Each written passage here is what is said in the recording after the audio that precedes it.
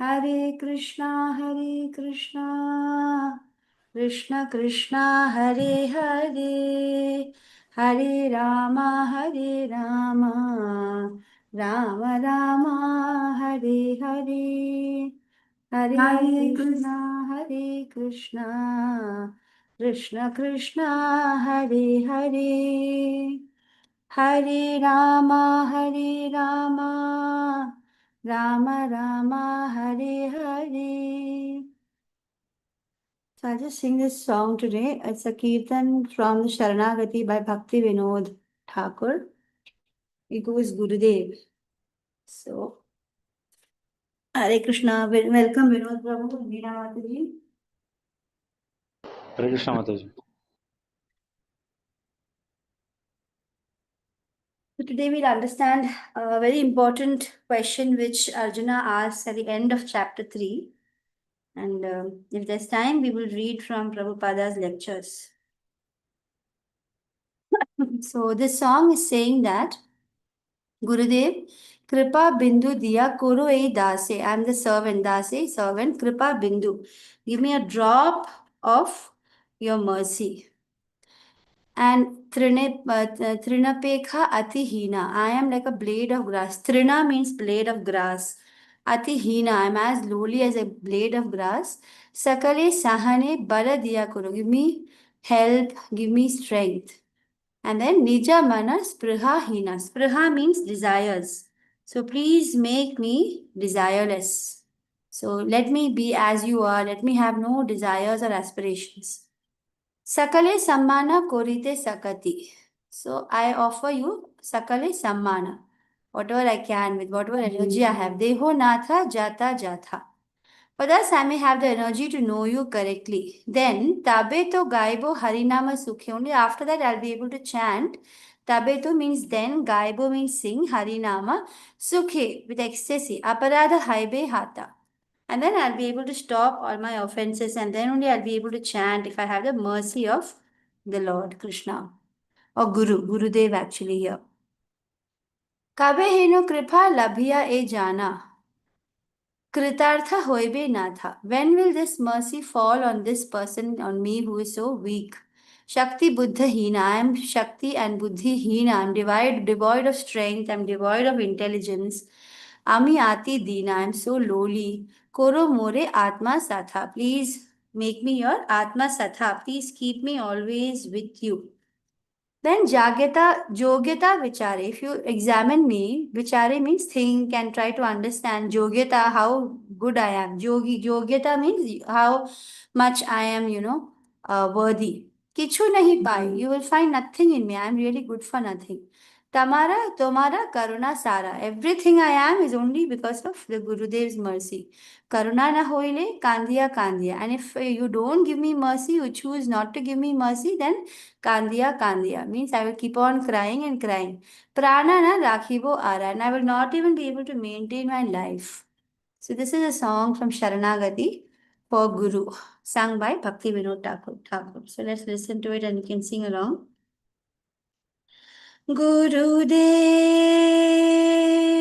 Kripa Bindu Diya Guru Eidase Trinapekha Atihina Gurudev Kripa Bindu Diya Guru Eidase Trinapekha Atihina Sakala Sahane बल दिया करो निज मन स्पृहाहीना सकल सहने बल दिया करो निज मन स्पृहाहीना गुरुदेव कृपा बिंदु दिया गुरु दासे तृणपेखातिहीना सकले सम्माना करिते सकति देहुनाथ जाथा जाथा सकले सम्माने करिते सकति देहुनाथ जाता जाथा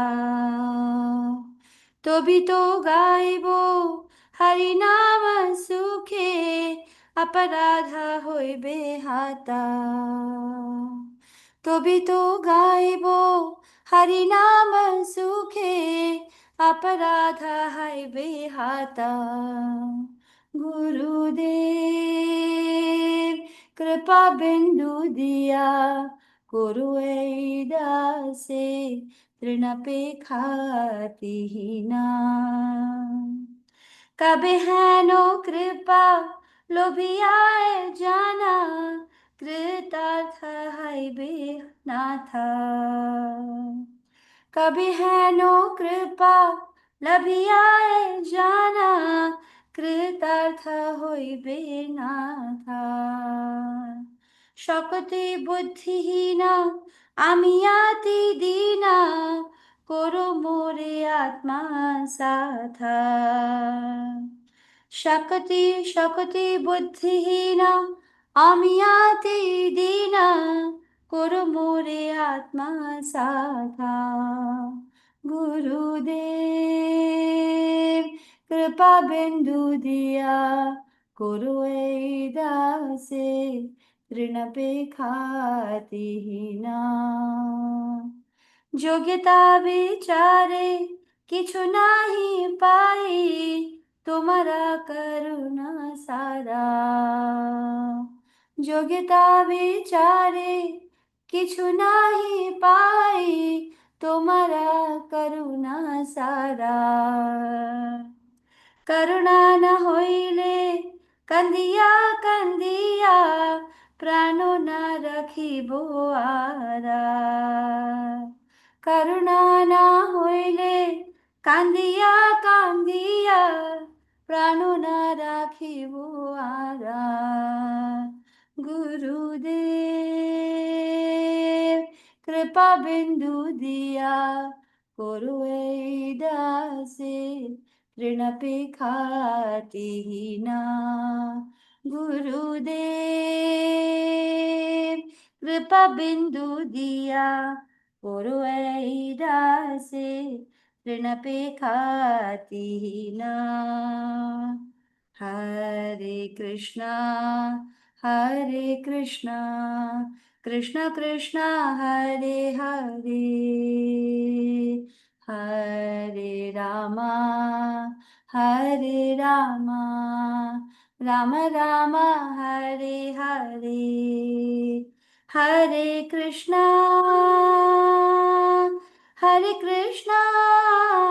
কৃষ্ণ কৃষ্ণ হরে হরে হরে রামা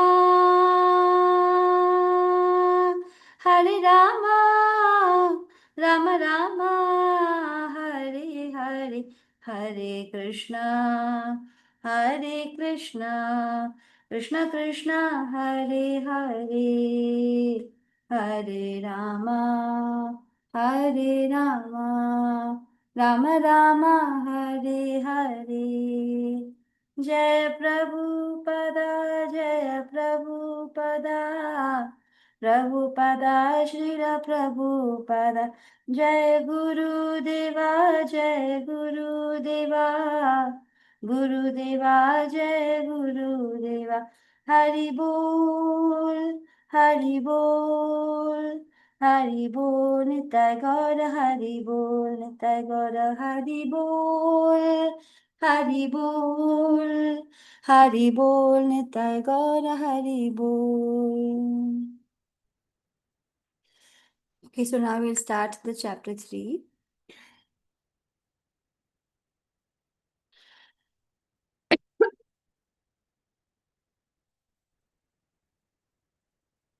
So yesterday we went through almost till the end of the third section, and today we need to complete that third section from verse number, I think so, 30. We were in verse number 30, and we'll just look at verse number 30 one more time, and then we will move on and try to finish the chapter by slides today. If there's time, we will do the Srila Prabhupada lecture. So let's quickly do the prayer also. Let me share the screen first. Let me get the phone numbers of those of us in the batch, in this batch, and then probably some of you could help me to call and check as to why they are not attending the classes, and there's something we can do to help. So we are doing Karma Yoga based on the teachings of His Divine Grace A.C. Bhakti Vedanta Swami Srila Prabhupada, founder Acharya, International Society for Krishna Consciousness. Let's pay our humble obeisances to the beautiful deities of Shri Shri Radha Govinda temple, whose inspiration was the reason behind Namishra Das Prabhu to begin this online course. And so many of us have benefited and gained immense knowledge which we would have never have found anywhere else. So all glories to the founder Acharya, His Divine Grace A.C. Bhakti Vedanta Swami Srila Prabhupada, His Holiness Jayapataka Swami Guru Maharaj Temple, present His Grace Namishra Das Prabhu, and I seek the blessings of my Shiksha Gurus Rashmi Mataji and Aishwarya Mataji and everyone else. नम ओं विष्णुपादाय कृष्णप्रेष्ठाय भूतले श्रीमते भक्ति वेदांत स्वामिनिति नामने नमस्ते सारस्वते देवे गौरवाणी प्रचारणे निर्विशेष शून्यवादी पाश्चात्य देशतारणे ओम अज्ञानतिमिरान्धस्य ज्ञानाञ्जनशलाकया चक्षुरुन्मीलितं येन तस्मै श्रीगुरवे नमः श्रीचैतन्यमनोभीष्टं स्थापितं येन भूतले स्वयं रूपः कदा मह्यं ददाति स्वपदान्तिकं वन्देऽहं श्रीगुरुः श्रीयुतपदकमलं श्रीगुरुन् वैष्णवं च श्रीरूपं सागरजातं सहगण रघुनाथान्वितं तं सजीवं साद्वैतं सावधूतं परिजनसहितं कृष्णचैतन्यदेवं श्रीराधाकृष्णपादन सहगण ललिता श्रीविशाखान्वितं च हे कृष्णा करुणा सिन्धु दीनबन्धु जगत्पते गोपेश गोपिका कान्ता राधा कान्ता नमोऽस्तुते तप्त काञ्चन गौराङ्गी राधे वृन्दावनेश्वरी वृषभानुसुते देवी प्रणमामि हरिप्रिये वाञ्छाकल्पतरुभ्यश्च कृपा सिन्धुभ्य एव च पतितानां पावनेभ्यो वैष्णवेभ्यो नमो नमः जय श्री कृष्ण चैतन्य प्रभु नित्यानंद श्री अद्वैत गदाधर श्रीवास आदि गौर भक्त वृंद हरे Krishna Krishna Krishna Hare Hare Hare Rama Ram Rama Hare Hare. So welcoming all of you dear devotees who managed to join in today on a Tuesday at 9 o'clock. We have finished the first 3 sections and we are 4 sections and we are into the last section now. I'm not able to skip the slides actually. All this also we revised yesterday about the 3 kinds of ladders and cycle of sacrifice. We understood how it is important to offer food before we eat and how the consciousness of the person gets passed on through the food that we eat. The cook's consciousness gets passed down. And then we saw what is the difference between material and spiritual desire. It's not that Krishna says don't be desireless. Even when he says Anya Abhilashita Shunya, he doesn't say Sakala Abhilashita Shunya, Anya Abhilashita. That means he says other desires, other than getting Krishna consciousness, getting the love of Godhead, being able to chant, and those desires are fine. Sorry, I'm going too much now. 38, 37, we didn't reach all this. We were doing 30. So we were actually, verse 30 is very, very important because it tells us the whole purpose of the Bhagavad Gita. Within this 3.30 number verse of the Bhagavad Gita, almost what Krishna wants us, what is the takeaway from the whole Bhagavad Gita is given here. Krishna says, Mahi sarvani karmani sanyasya chetasa nirashir nirmamo bhutva Yudhyasva Vigatajwaraha. So he says, therefore, O Arjuna, what should you do? You should surrender whatever work you do. Just say it's for me. Just offer it to Krishna. Don't expect any return. And you should have full knowledge of Krishna. How do we have full knowledge of Krishna? Just reading the Bhagavad Gita, Krishna explains everything about himself. He, in the whole of the Bhakti chapters, especially from verse 7, chapter number 7 to chapter 12, he explains himself to us very, very well. And how should we have, when we have full knowledge, we will have no desire for profits. We will not feel a sense of proprietorship for anything. This is my car, my house, my wife, my child, my gold, my necklace, my ornaments, my child. All these, my will go. And you will think Krishna's property. Everything is Krishna's. I am Krishna's property. I am taking care of my wife and children. They are Krishna's property. I am taking care of this house, which is in my name, but this is Krishna's property. So that feeling will come. And Krishna says you should give up all that proprietorship. Oh, I'm going to build the kingdom and the kingdom will be mine. No, everything belongs to Krishna. You're just doing a dharma yuddha which Krishna wants you to do. Just be an instrument of that. Free yourself from lethargy, get up and fight. So this is a basic instruction. Krishna says, what we should all do. First of all, we should do akarma. Very unique concept of Gita you'll not find anywhere. Just offer to Krishna and you are not having any more karma, no karma bandhanas at all. And understand Krishna, keep on listening, chanting about him, reading about him.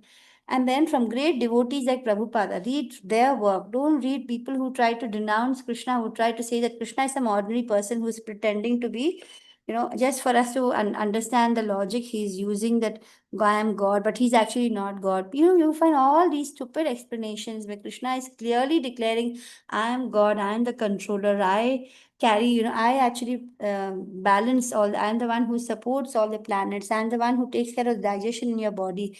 Everything he explains, and you as you understand Gita and you read Bhagavatam and listen to the devotees and hears Krishna's katha, Krishna Leelas, which are so beautiful, you will gradually, Krishna says, Dadami Buddhi Yogam Tam. Once you surrender, Krishna says, I will give you the knowledge. You will understand with clarity who you are and who I am. You will get full knowledge of me. So Krishna says that once you start surrendering your work, you will understand me. That is, you will understand God. People say, God, okay, God, help me, oh God. And they do all these God prayers. But then do you know God? How much do you know Him? Once you start reading Bhagavatam, Bhagavad Gita, Mahabharata, and stories of Krishna, then you can say, okay, I know God. I know God is Krishna. I know He appeared on the earth. I know He came in all these different avatars. I know Vedavyas is His, Shaktiavesh avatar. I know all these things.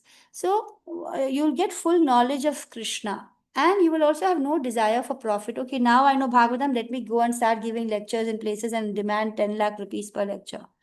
No, I'm not going to have any desire for any kind of profit. I'm not going to have any claim to proprietorship. I know everything belongs to Krishna. Isho vasam idam sarvam jagat. The whole world belongs to Krishna. And therefore, what should I do? I shouldn't say, okay, so everything belongs to Krishna and I don't want any profits. I'm going to just sit and lazily, I'm just going to sit and meditate and chant. I'm not going to do any work. No, he says, get up.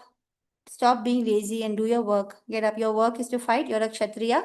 You have made promises to your to Draupadi, and you made promises to everyone that you're going to fight this war. Stop being lazy. Get up and fight. Free from lethargy. Vigata jwaraha. Vigata means without. And yudhyasva. Get up and do the yuddham. Fight. Right? So, what is Krishna saying in this text number 30? The whole purpose of Bhagavad Gita is there. What should you? Surrender to Krishna. How?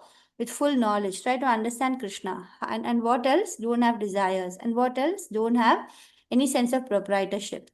And free from lethargy, fight. Then in 31, Krishna says, Ye me matamidan nityam manutishtanti manavaha shraddhavanto nasuyanto muchyante te api karmabhihi. What does this verse mean? In 31, what does Krishna say?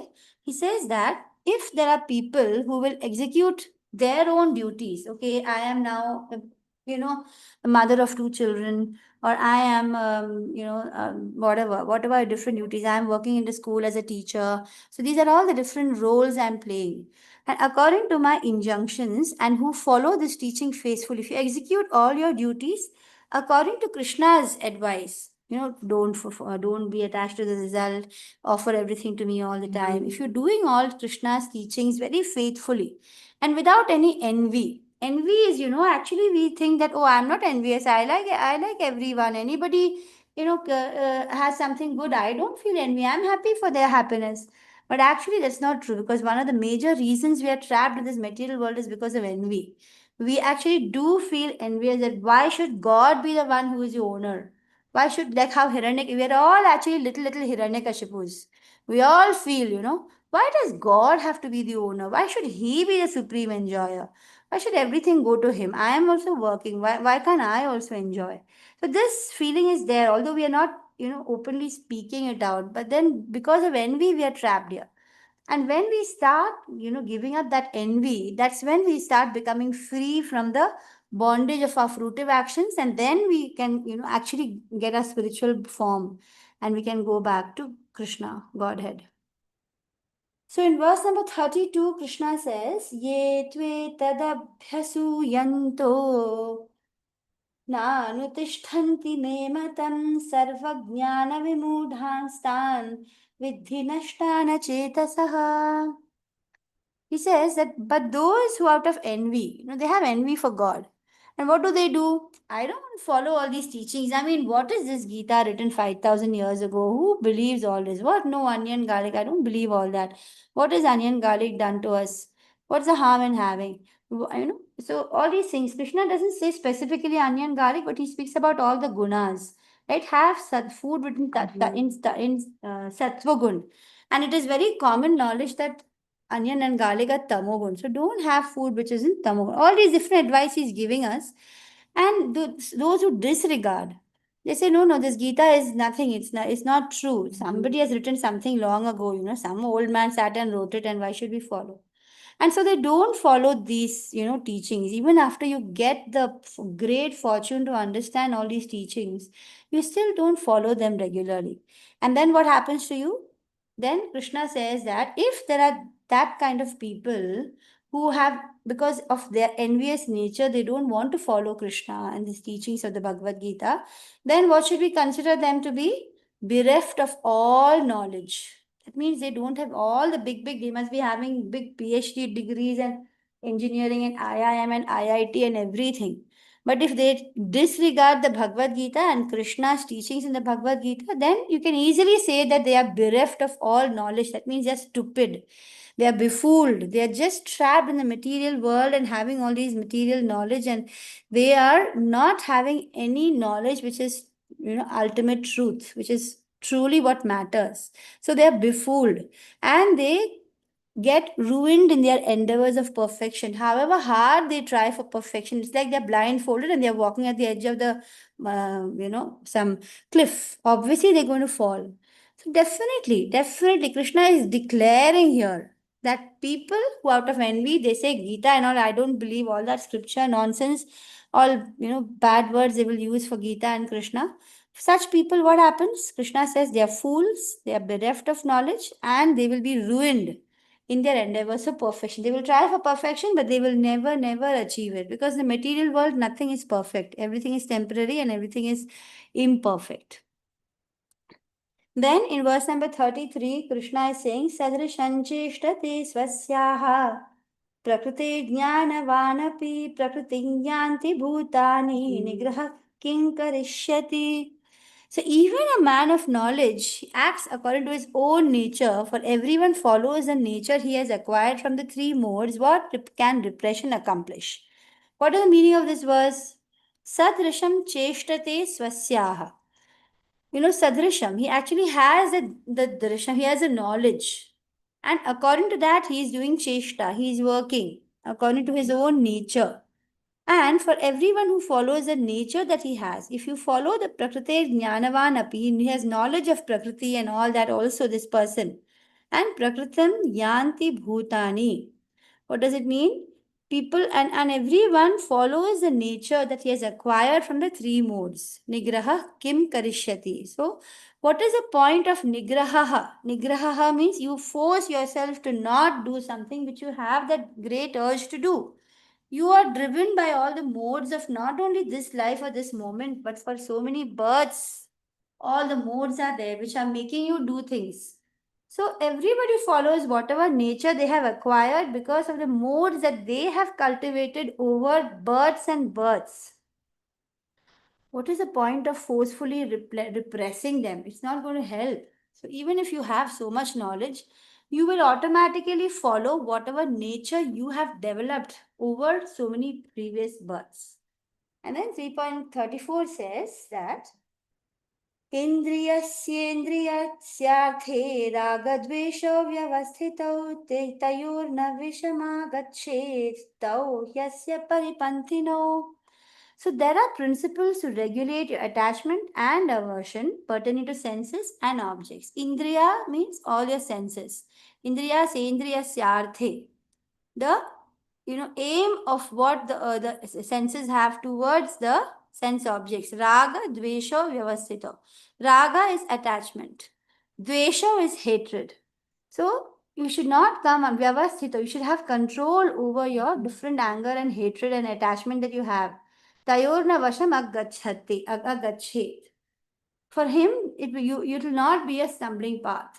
Tayorna vasham agachet tau ahyasya paripanthino. So, what is the meaning? That there are principles to regulate your attachment and aversion related to senses and their objects, and you should not come under the control of such attachment and aversion. So, it's not good to have a strong attachment for something and then automatically also have some hatred for some other things. You love these people in your office, but these people you simply hate them. Don't have those kind of attachments and aversions both. Why? Because they are going to be stumbling blocks on your path of self-realization. If you feel towards some relatives, or my in-laws people, my husband's side or my father's side are all horrible, my mother's side, oh, they're all great, but I like all my relatives, and my wife's relatives are all horrible. So this kind of attachment and aversion should be you know removed from your mind. You should be able to see everything as Krishna's parts and parcels, and therefore you should be able to go on your path of self realization. Because if you have attachment for something and aversion for something, that is going to block your spiritual journey. This is another teaching of chapter 3. And verse 35, Krishna says, Shreyan swadharmo vigunaha paradharmat swanushtitat swadharme nidhanam shreyaha paradharmo bhayavaha. But this is a very, very important teaching which I really try to follow. So, for example, in my career, I have been a principal for some years, then I have been a vice principal, then I've been a teacher, and now I'm a teacher. So then, gone through so many different things in my journey. So I may feel that, okay, the present coordinator, whoever is taking care of academics, she's not doing this particular job properly. I know this better. And I try to poke my nose. No, I don't. I shouldn't do that. Krishna is saying that you do whatever. Right now, I'm an educator. I'm given this particular subjects for these particular students. I will only focus on that. Even though maybe I'm not so great at that, maybe I'll be able to do my other colleagues' work better. Maybe that is more suitable for me. But right now, in my position, what I'm supposed to do, you should only do that. Krishna says that if you try to perform other person's duty, then it is dangerous. So, what should you do? You should perform your own duty, not another person's duty. Because if you try to do that, it's a dangerous path. Krishna is giving us a warning over there. Now we are coming to the last part of this chapter, which is a question, very exciting, interesting, relevant question asked by Arjuna. And the answer Krishna will give is the ultimate enemy is lust or desire. So, what is the important question that Arjuna will ask? He will, after hearing 3.34, then one can determinedly think, yes, from today onwards, I will steadily do my duties. I will control my attachments and aversions. I'm not going to have attachment for something and aversion for something. Aversion means hatred. And I will follow the Shastras. This is what, suppose one person is very strongly taken it. Okay, now I've heard in this class, I understood chapter 3 very well, and I am going to only eat prasadam. I am going to do my duty. I'm not going to get attached to results. I'm not going to hate or love anyone. I'm going to follow all these things and I'm going to make my life blissful. Can you do that? Arjuna says, experienced teachers they state that, however, such immediate inspiration may be difficult to adhere over time. You may make big promises and say, okay, now I'm going to do this from today. But putting it into practical, is very difficult. It's difficult, Krishna himself is saying. So Arjuna, he knows this. He says, okay, fine, so much of knowledge you have given me, Krishna, but then there's a problem. In spite of all this knowledge, and you'll be very determined, what may you do? You may go and end up doing a wrong thing. You may end up following your sense organs desires and going and doing something which you shouldn't have done. So Arjuna, what is the question he's asking in verse number 36? He's asking, Arjuna uvacha athakena prayukto yam papam charati purushaha anichannapi vashneya baladeva niyojitaha. Even children, sometimes you'll find, their mothers ask him, did you do this? Come on, tell me, did you do this? And the child will be like dodging. And he doesn't know, immediately whether I should say the truth. Yes, I did this, or whether he can make up some story. So what is Arjuna asking? Sometimes, we know. In fact, I've told you in the chapter 1 also, it's not like the Dhritarashtra and Duryodhana don't know in their hearts that what they're doing is wrong. So same thing Arjuna is asking. Atha kena prayukto yam papam charati purushaha anichhamapi. Anichham means without the desire to do the wrong thing. They don't have any will. Actually, they don't really want to do it. But then anichhanapi varshneya. But because somehow baladeva, as if with bal, somebody is pushing him to do that wrong thing. So what is Arjuna saying? Oh, descendant of Vrishni. He says Varshneya, means descendant of the Vrishni clan. What is it that forces people to do wrong things even though they don't really want to do it in their hearts? And as if some force is making them do it. Actually, I think many of you will, if you think back in your life, there's so many wrong things which you have done, right? For me now at the I'm 50 now, 51 now. If I look back at my life, I feel, everything. This I shouldn't have done this way, that I shouldn't have done it at that time. This I shouldn't have, full of things which you feel that this I should not have done, that I should not have done. So, but why did I do? Maybe in my heart of hearts I knew this is probably not the thing which I should be doing. But then why did I do it? Somehow, Arjuna is asking, why is it that we are forced to do something which we know is probably not the right thing to do, as if by force. So what does Krishna say? In one verse, Arjuna is asking the question. The rest of the verses in this chapter, from 37 to 43, is Krishna's remarkable answer, where he explains very beautifully. He says, Shri Bhagavanuvacha Kama Esha Krodha Esha Rajoguna Samudbhava Mahashano Mahapapma Vidhena Meha Vairinam. So what is the Supreme Personality of Godhead? The proprietor of the whole world, most attractive Krishna. What does he say? He says, Oh Arjuna, it is only lust. Lust means any material desire, small or big, which is born. Why is it lust born in our hearts? Why do we feel all these different kind of lusty desires? Because it is born of contact with the material mode of passion and later transformed into wrath. Wrath means anger, and which is all devouring sinful enemy. So lust is a very huge enemy. In this picture, you can see how somebody is after money, somebody is after women, somebody is after eating non-veg, or all sort of things which in their heart of hearts they know. Oh no, this is not something I should really be doing, but they're forced to do it. Why is that so? Because you can see in this picture, okay, this is what you had done in chapter 2. ध्यायतो विषयान् पुंसः संगे सेषु विजायते संगात् संजायते काम कामात् क्रोधो विजायते क्रोधात् भवति सम्मोहः सम्मोहात् स्मृति विभ्रमः स्मृति भ्रंशात् बुद्धिनाशो बुद्धिनाशात् प्रणश्यति. 8 stage downfall is shown very clearly, in which the first 3 are very important stages. First is thinking stage, feeling stage, and willing and doing stage. So if it's not suddenly just now you can control and say, oh, I'm going to think and not allow bad thoughts, and no, you can't do that, because you will be forced by the modes which you have, so many births you have motivated within yourself. If you are a sattvic person, you will not allow the bad thoughts to enter into your feeling and willing and doing stage. Likewise, if you're in tamasic also, you will always be in confusion. Rajogun, you'll be in confusion. Only in sattvic state, you'll be allowing good things to enter from thinking. Then you will think and think and think and allow it to come to your feeling. And then you'll be so willing to do that good and perfect thing. So this is a very beautiful illustration. It comes in verses 2.62 to 2.63, and it is showing us how we will be forced to do things based on our lust, and we'll be deluded and we'll be bewildered and we will fall down in the end. So 3.38, Krishna is saying. Sorry, Mataji, I don't know if it is only me or for others. I can see the slide which just says Karma Yoga and not any other slide. My goodness, no. Same here with me. Yes, same here. You should have told me earlier, because I have been happily changing the slides.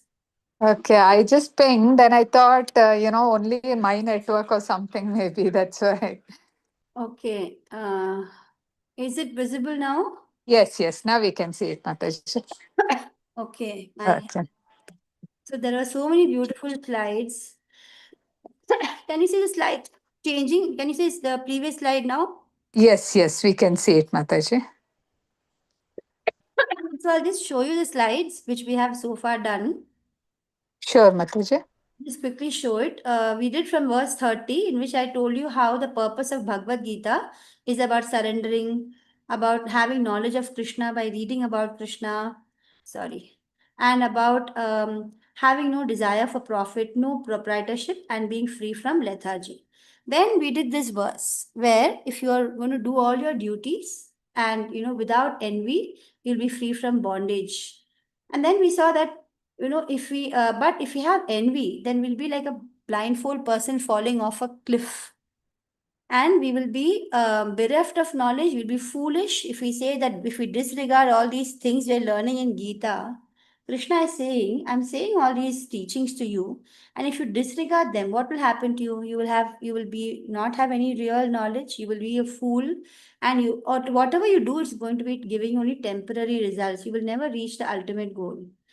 And then, even if a person has knowledge, then he will act according to his nature. The modes are actually going to really drive you, will make you do things. For example, this Bharat Maharaj, he got attached to this deer.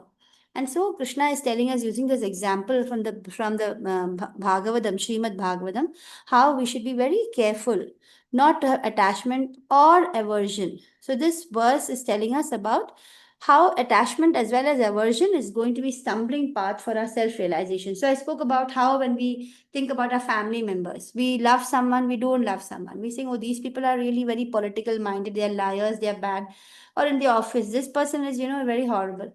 But whether they're horrible, good or bad, you won't be, it's you will be careful with those who are, going to use you or going to cheat you. You will be careful. But you're not going to have a sense of aversion towards them, because they are driven by their own different modes. They are also children of Krishna.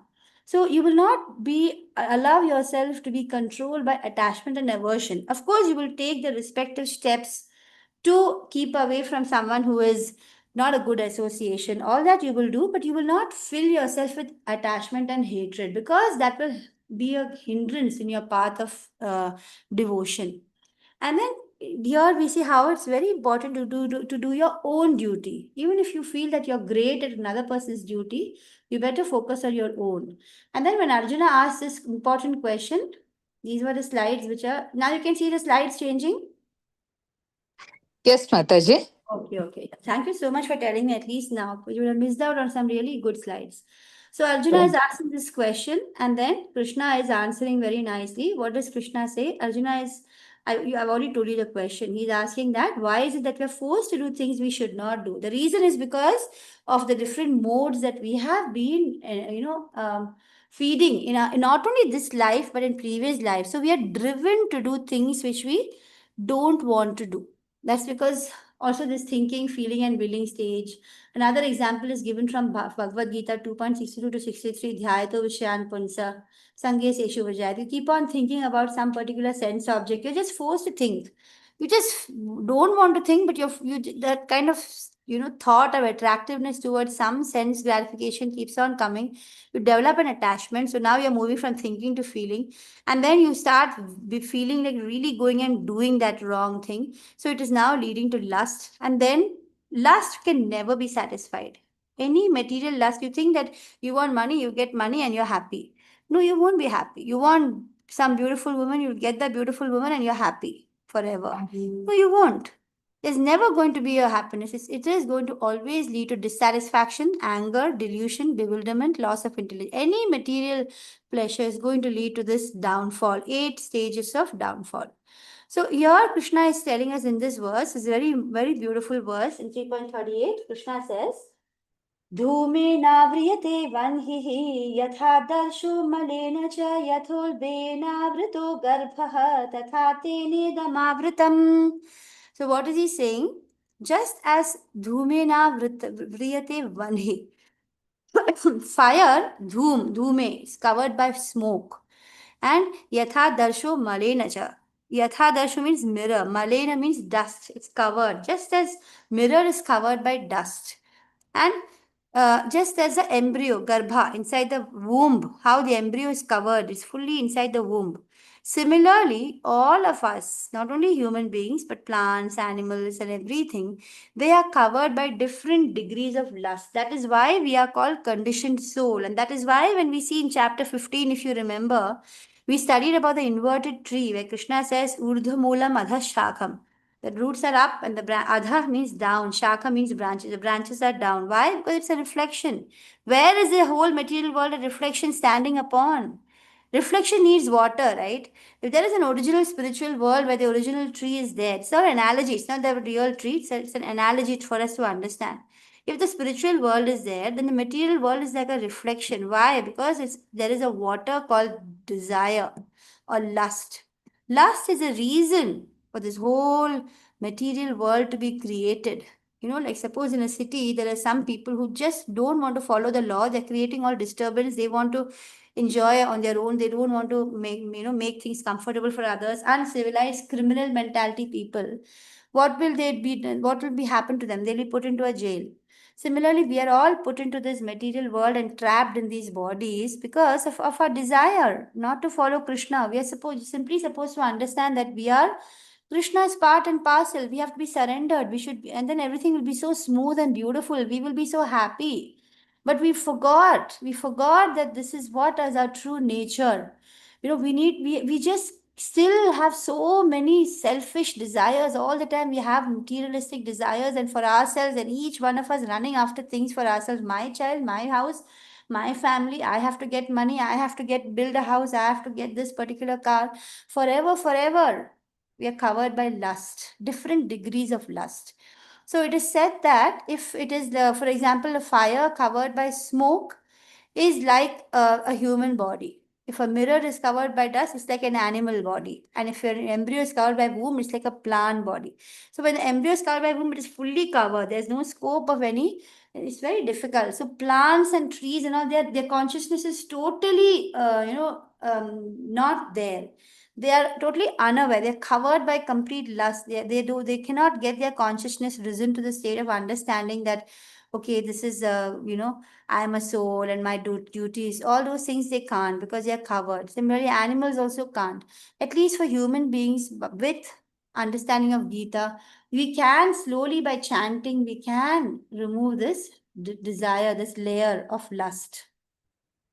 3.39 is saying that Avritam jnanametena jnanino nityavairina kamarupena kaunteya dushpurena nalena cha. So thus, a person when he becomes wise, the wise living entity, what does he do? He has pure consciousness and becomes covered by his eternal enemy in the form of lust, which is never satisfied and which burns like fire. That's why we have this sloka called Mahadavagni. This material world is like a huge fire. And because of our lust, because of our not understanding that our supreme joy is in serving Krishna, we are covered by this horrible lust. In 3.40, Krishna is telling us, Indriyani mano buddhihi asyadhisthanamuchyate eter vimohayatyesha jnanamavritya dehinam. So he says this is a very, very important verse. It talks about the hierarchy of the different things which we are composed of. For example, the senses, the mind, and the intelligence. Krishna says that these are actually the places where lust begins. All the desires are because the senses are really, really wanting to enjoy. And the mind is carried by the lust. So senses are the horses. The horses want to go running and do this and that. Each sense, each horse wants to run towards some particular sense object for its fulfillment. And the mind is a rein. It is just, helpless. It's just following what the senses are telling it. And intelligence should have the discrimination capacity, but if the intelligence also just allows the mind to follow the senses, then the horses are going to reach nowhere. It's going to be a big waste. And the soul is simply sleeping, not even able to direct the intelligence that this is what I want Krishna prema, not able to get up and say that. So the intelligence will follow the mind, will follow the senses, will follow the sense objects, and you will just be running helter skelter with no purpose, not even realizing that we need to drive these horses back to Godhead and take our soul back to where it truly belongs and stop being trapped in this stupid material world. where we are struggling like anything. Krishna says, what does he say? Karshayati. He says that we are struggling inside this body of five senses and six senses, including the mind. In 3.41, Krishna is saying, Tasmat Tvamindriyanyadau niyamya bharatarshava papmanam prajahihenam jnana vijnana nashanam. So therefore, O Arjuna, best of the Bharatas, in the very beginning, what should you do? Tasmat Tvamindriyanyadau, very beginning itself, which could mean in childhood. It could also mean in the thinking, feeling, and willing stages we described earlier. It also means that very beginning, the thought comes, cut it off. In this speech by Swayam Prabhu Keshav Maharaj, he speaks so well. He speaks that do nothing. He says, whenever a desire comes into your mind, it will come. Don't think that you become Krishna conscious. No stupid, dirty material desires will not come. It will come. You see an opposite sex, you will feel attracted. You see something delicious, you shouldn't eat. It's full of onion and garlic, but the desire will come. So you've been eating non-veg, you know how tasty that dish is. You will feel like it. So desires will come. But what should you do when the desire comes? Do nothing. Don't act upon it. Let the thinking stage, the thought has come, just let it go away by itself. Don't allow it to come into your feeling and then willing, and don't dwell on it. Dhyayato vishayan. Don't meditate upon all those things. Because desires will keep on coming. What should you do? When it comes itself, you should be very wary. You should curb it immediately. How? By regulating your senses. If you simply follow the four regulative principles of Srila Prabhupada and ISKCON, you will actually be able to regulate your senses. And then you'll be and slay the destroyer of knowledge. What is the destroyer of knowledge? Lust. And when you do that, Krishna says that you can destroy this thing which is lust, which is destroying your knowledge, stopping you from reaching your self realization. So, what is this text actually telling us? We have seen about the degrees of covering of lust in different entities. How is it? Beginning of Krishna consciousness is when the smoke and fire. You just blow away the smoke and then there's a fire. It's pure and clean. Cleansing by spiritual methods, the dust in the mirror. How will you clean it? And the womb in the embryo. Knowledge is completely covered. So, the characteristic of lust are it covers the living entity's consciousness. It's the lust is actually because of your ignorance, and lust can never be satisfied. It's like putting fuel into fire. If you try to satisfy your lust, don't ever think that, oh, I'll just feel like eating this ice cream, I'll eat it and it's over. I'll never feel like eating it again. No, it's never going to be quenched. You will again feel like doing it again and again. So, how should we stop it? You just stop feeding it and let it die. You just tolerate that desire and don't act upon it. And then the desire will slowly die. It will die. How to conquer the enemy? First, understand where is the enemy sitting. It is sitting in your senses. So be careful. The senses are actually making you feel lusty. It's there in your mind. Your mind is making you go on, think of those different sense objects. It's sitting in your intelligence. It's stopping your intelligence from really thinking. And those are the three places. And what about the center of all activities of senses? Reservoir of ideas for sense gratification, lusty intelligence. It influences the soul to acquire false ego. So, because of lust, what happens? Our soul has a false ego thinking that it is a body, and it runs after material sense gratification because it is identifying itself with the body. So, what should we do basically? We should understand that we are not the body and that we should actually not stop our senses. Don't ever think that you should become desireless or you should not use your senses at all. Like how these yogis and people who follow dhyana, paths, how they say that's actually not possible. We have all these senses, we should use them. We should use them in the service of Krishna. We should start looking at Krishna and enjoy. We should listen to Krishna Katha. We should taste Krishna Prasadam. We should touch and be in association in the temple of great devotees. We should smell the tulsi and flowers. So we should keep on engaging our senses in the service of the Lord. And then you will find you'll be able to conquer lust. So, how to overcome lust?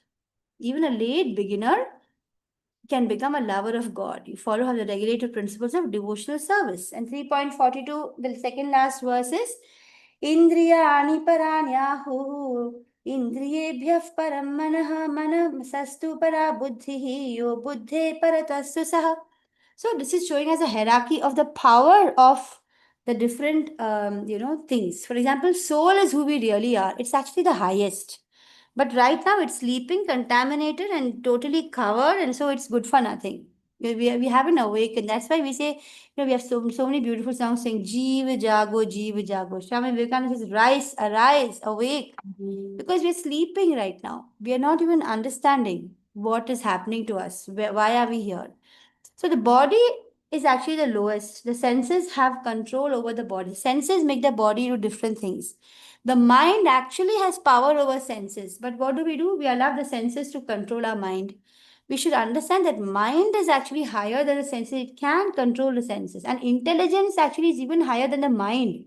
If our intelligence is awakened by reading Krishna Katha and by reading the Gita, listening to great devotees, what will happen is your intelligence will start becoming clearer. You will start chanting, and then your intelligence will have power over the mind, having power of senses, having power of the body. You'll be able to do what is right all the time because your soul is now awakened to Krishna consciousness.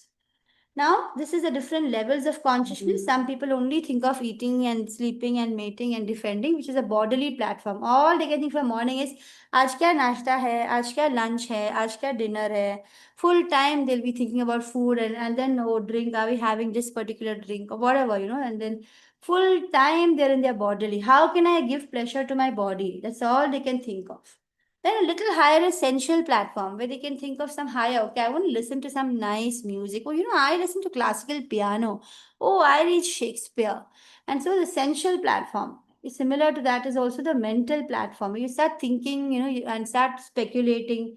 Oh, I have this great philosophy I follow. I like Paulo Coelho, and you have all these different. You think you're in a very intellectual person when people have a lot of PhD and this and that, they think that they are in, very high mental platform. But even higher than that is intellectual platform. When you start seeking knowledge, atatho brahma jignasa. And when you get that knowledge, then you're in the highest level of bliss, which is a spiritual platform. So we should all move from a simple bodily platform, we should move to the spiritual platform. And so, text number 42, what did we see? We have seen how the soul is highest, followed by intelligence. Intelligence is more powerful than the mind. Mind is more powerful than the senses. Senses have control over the sense objects. So, there are different outlets for activities of lust. And then by reading the Bhagavad Gita, we can overcome lust. What is the caution? Even though the soul is actually a master of intelligence, mind, senses, unless we strengthen the soul and awaken it to Krishna consciousness and understand the real position of the soul, we can fall.